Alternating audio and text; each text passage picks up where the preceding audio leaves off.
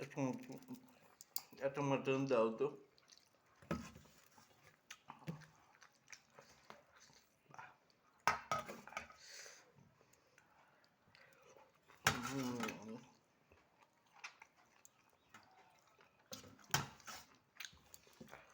Mutton কাটলে মানে ভাত খেয়ে যায়।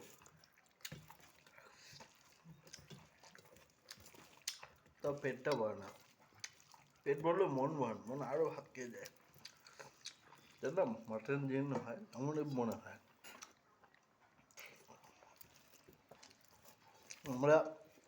আমরা খাদ্যরসিক মানুষ তো, আমাদের মাটন মানেই না, বাঙালির একটা ইমোশন আছে একটা মাছ আর মাটনের উপরে। মাটন হলে আর কিছু লাগবে না।